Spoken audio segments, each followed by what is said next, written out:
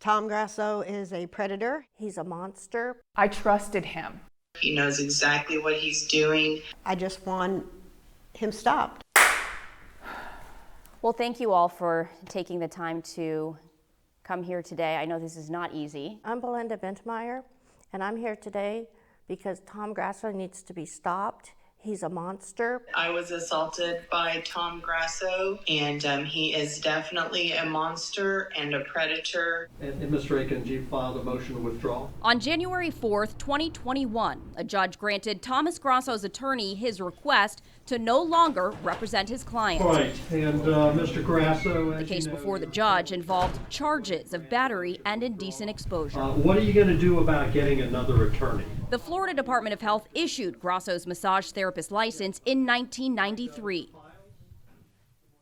Titusville police say for at least the past 10 years, he sexually assaulted, molested, and exposed himself to patients.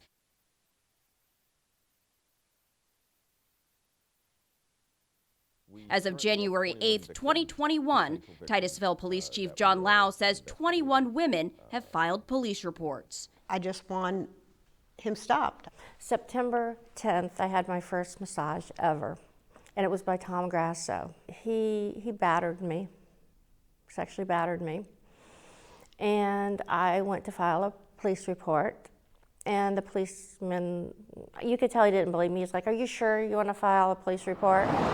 Belinda Bintenmeyer did, but another month went by. Grasso still licensed and allowed to perform medical massages. Then, according to an October 8th, 2020 police report, another woman contacted police, this time with evidence. So is that you? A video recording that she says showed Grasso exposing himself, manipulating his penis, and touching her with it while massaging her. She asked us not to share her name. I have yet to see the whole thing. I can't. The reason I stopped you, we have some questions and some things we have to talk to you about here. That same day, police arrested Grasso on a misdemeanor charge, questioning him about that video. Why was your penis out then? It wasn't out. Okay, so remember there were cameras, right? Would you like to see them? Oh, yeah, I guess. Okay. So,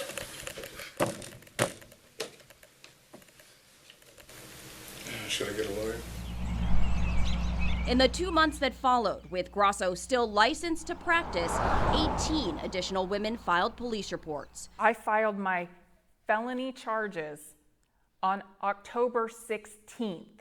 Why is it that it took from October 16th to December 3rd to have him arrested? That's 6 weeks. Trial attorney and former federal prosecutor David Haas says every case is different, but calls this case both unusual and powerful since so many victims have come forward. When 20 women have come forward, younger, older women, you would expect to see a fast response, and now that he's been arrested, the state has to process all that evidence as well.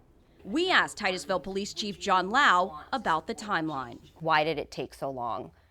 Well, interesting is it didn't take 19 women. 19 women happened to have come forward during that time. So it wasn't the number that created the arrest. It was, we had to articulate and have a violation of felony charge in order for us to make a hands-on arrest.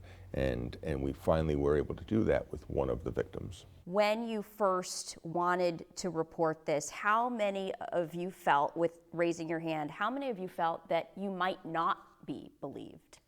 Was that a fear? Yes. Yes. Definitely. 3 of the 5 women raised a hand, which all believe reveals a larger systemic failure. It is broken. How so? We are not believed.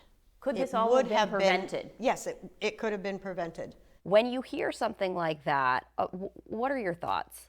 Well, it's heartbreaking to hear that. A lot of times, if we do not have evidence to move forward with the case, I believe sometimes people perceive that as we don't believe them, and that's not the case at all.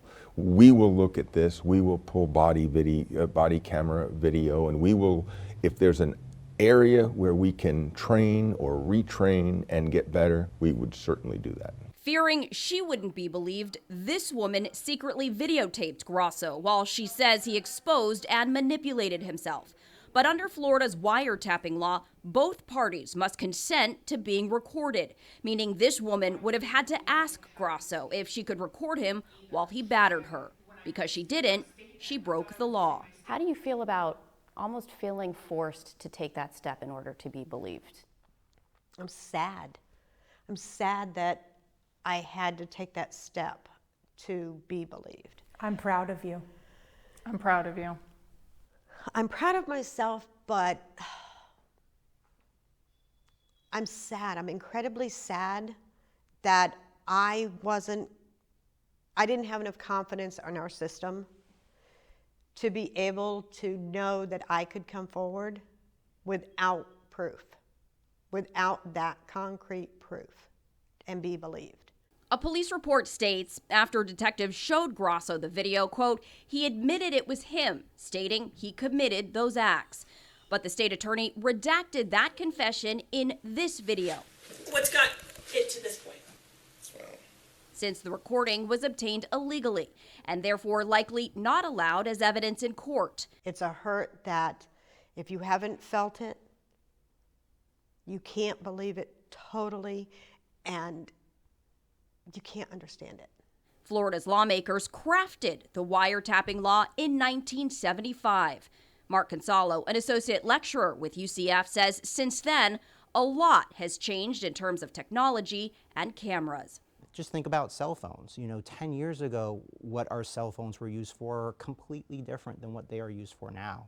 So it's vital that we take a look every so often and just kind of check in and say, all right, do these make sense based upon where we're at in our society today? Chief Lau believes lawmakers need to revisit the wiretapping law and include exceptions for situations like this one.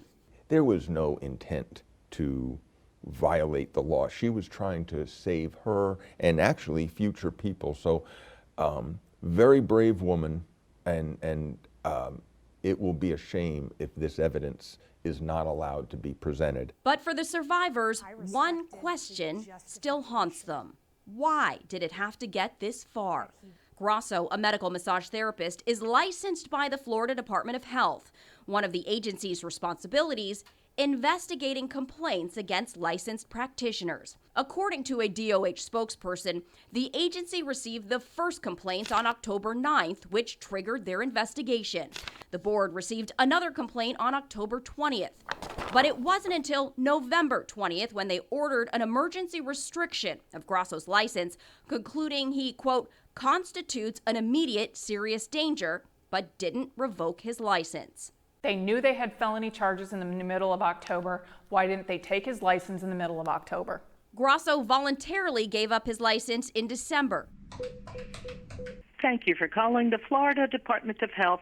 As of January 5th, 2021, a DOH spokesperson told us, quote, Mr. Grasso is currently still licensed with the state because the board hadn't voted to accept his voluntary relinquishment. When somebody's lodging very serious complaints against somebody that has a license, they have to be investigated quickly.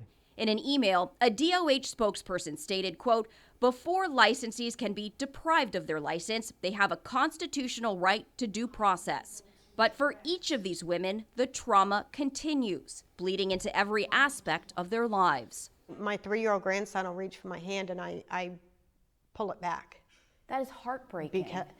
Because I can't stand to have my hands touched.